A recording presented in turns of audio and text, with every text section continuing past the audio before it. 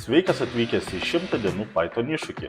Kiekvieną dieną naujas projektas. Pradėsime nuo paprastų, o pabaigoje darysim rimtus realaus pasaulio projektus. Nieko nelaukime ir pradėkime. Mes pradėsime nuo visų laikų klasikos pasisveikinimo su pasauliu, bet ne bet kaip, o spalvotai ir su tavo vardu, kuris pasirodys raidė po raidė lyg animacija.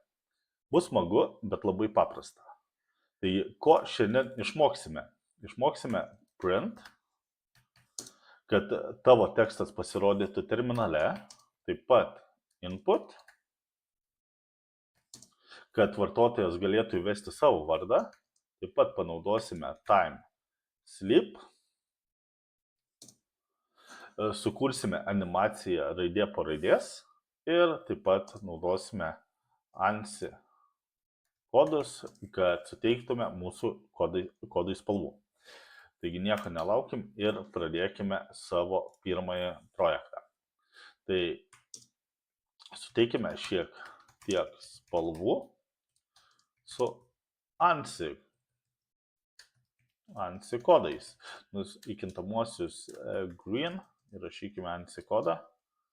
Tai būtų 033 92M.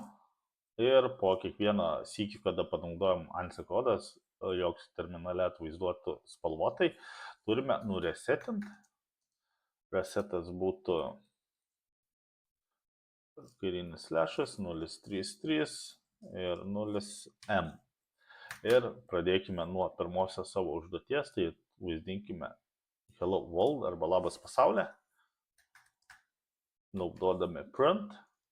Nustatykime žalią spalvą, pridėkime Labas pasaulė. Ir taip pat, kaip ir minėjau, turime nuresetinti, kad toliau nebebūtų mūsų tekstas žalias. Ir spaudžiam run, matom, jog žalios spalvos tekstas Labas pasaulė atvaizduotas terminale. Valiau. Super, atlikome pirmąją savo užduotį. Taigi, judame tolyn. Taigi, ko mums reikia toliau, tai kadangi atlikom print ir pats rašėm Labas pasaulė, naudokime input ir paprašykime, input leis mums paprašyti vartotojo įvesties. Tai paprašo vartotojo įvesti savo vardą. Tai įkintamai vardas įrašykime input, įvesk savo vardą. Taip pat nepamirškime tarpelio dėl stilistikos ir galim dar sykį spausti run. Ir matom, kad mūsų programa paprašo įvesti savo vardą ir laukia, kol mes jį įvesime. Taigi, įvedu Šarūnas ir štai, klaidų jokių negavom, bet kodas pasibaigė, kadangi toliau nieko nėra. Taigi, turime atvaizdavimą, turim kompiuteris paprašo įvesti mūsų vardą, dabar mums reikėtų atvaizduoti mūsų vardą terminale su animacija. Taigi pradėkime nuo for, arba galim padaryti taip, print tavo vardas yra ir tada end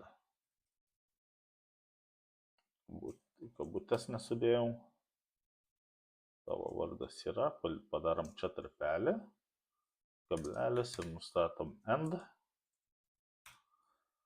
Ir tada atvaizdavimui mes panaudosim for ciklą, raidė in vardas ir tada printinam green, žalios spalvos, plus raidė,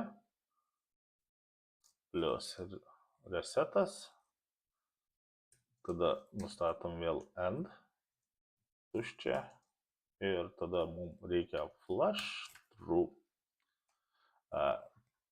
Tiek end, tiek flush true mes naudosime kitose projektuose, tai kol kas labai nesigilinkim į tai, tolimesnėse pamokose, projektuose kartu pasigilinsim labiau.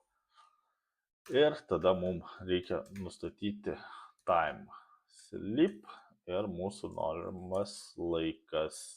Matau, jog turime klaidą, galim užvesti ir matom time is not defined. Tai pamėginkim sutvarkyti. Tai mums reikia importuoti time biblioteką, jog tai veiktų. Ir štai galim patestuoti mūsų pirmąją programą. Super. Taigi mes jau ir į pabaigą savo pirmajam kodui tai išmokome, kaip naudoti print, atvaizduoti tekstą terminale, kaip veikia ANSI kodai ir kaip padaryti mūsų tekstą spalvotą. Taip pat panaudojame for ciklą, šiek tiek apie for ciklą galbūt pasigilinsim, išmoksim kitose pamokose. Taip pat panaudojam time sleep and flash ir dar sykį.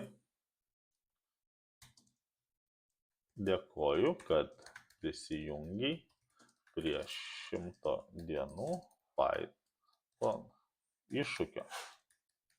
Dėkui ir iki.